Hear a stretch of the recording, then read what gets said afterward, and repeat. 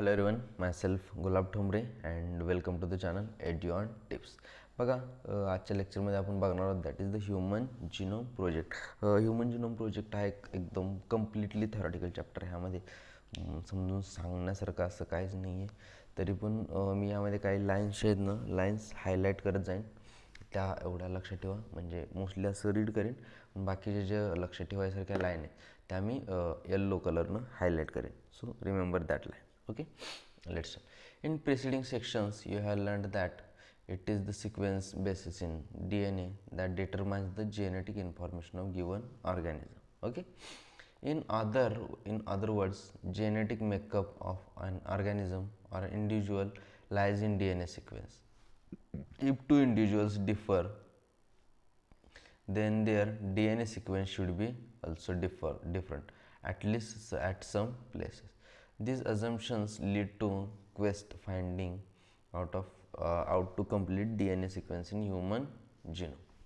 With the establishment of genetic engineering techniques, where it was possible to isolate and clone any piece of DNA, and availability of simple and fast techniques for determining DNA sequence, a very ambitious project sequencing human genome was launched in 1990.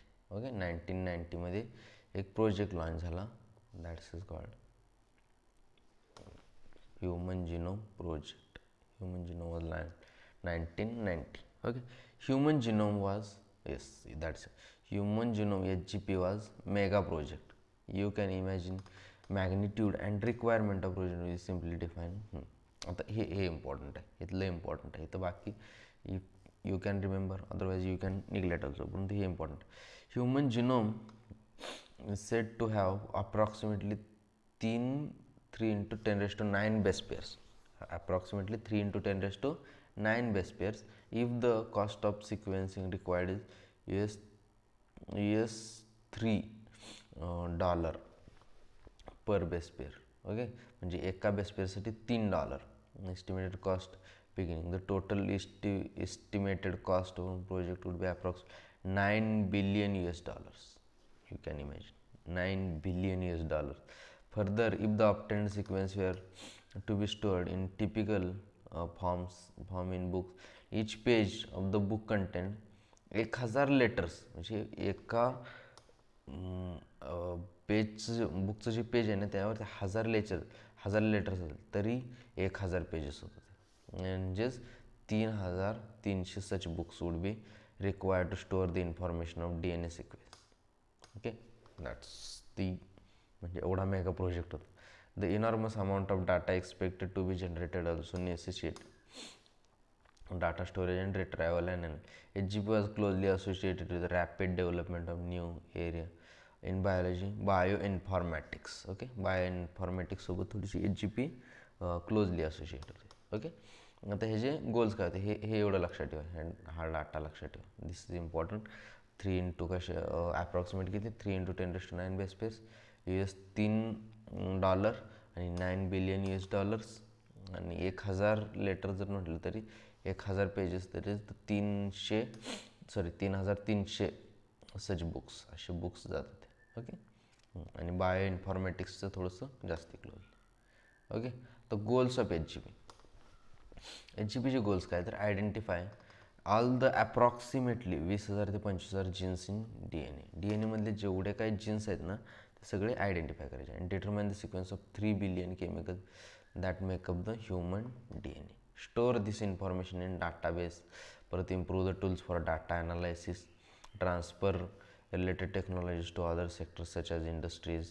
परत address the ethical, legal and social issues ELS that may arise from the project. म्हणजे ELS जी प्रोजेक्टमधून हे होते issues वगैरे होतात ते सुद्धा address करायचं काम.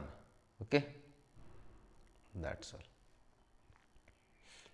ओके, हा पूर्णपणे थेरॉटिकल आहे, सो मला पण समजत नाही यामध्ये जास्ती काय असं सांगू. I will trying. Okay, the human genome project of 13 years project, हे 13 वर्षाचा प्रोजेक्ट आहे. Coordinated by US department. Yes, कोणी कोऑर्डिनेट केलं आहे? US department of energy and national institute of health. Okay. During early years of HGP Wellcome Trust. Yes, कुणी हे केलं तर early years of HGP Wellcome Trust UK become a major partner. Additional contributions from Japan, France, Germany, China and others. Okay, the project was completed in 2003.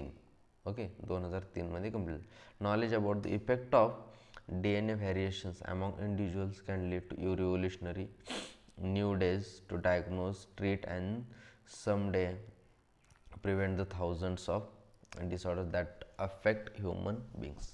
Okay, besides providing clues to understanding human biology, learning about non-human organisms, the DNA sequence can lead to understanding of their natural capabilities that can be applied towards in agriculture. Yes, agriculture, energy production, environmental remediation and many non-human model organisms such as bacteria, yeast, elegans, non-drosophila, plants and in sequence. Okay, that's all. ह्यामध्ये just remember, हा एवढं लक्षात ठेवा, हा data important आहे. ह्यामध्ये जर विचारला ते हा data, this data is important and ह्याचे गोल्स इज ऑल्सो इम्पॉर्टंट. कारण हे विचारू शकते स्टेटमेंटमध्ये, हे गोल्स विचारू शकतात. आणि दिस इज ऑल्सो इम्पॉर्टंट. कोण म्हणजे 13 वर्षाचा प्रोजेक्ट आहे, म्हणजे अगोदर कोण काय म्हणतात मेजर पार्टनर वगैरे होतं, हे सगळे इम्पॉर्टंट आहे. आणि त्यानंतर हे just remember this much. Okay, thank you so much. Bye bye.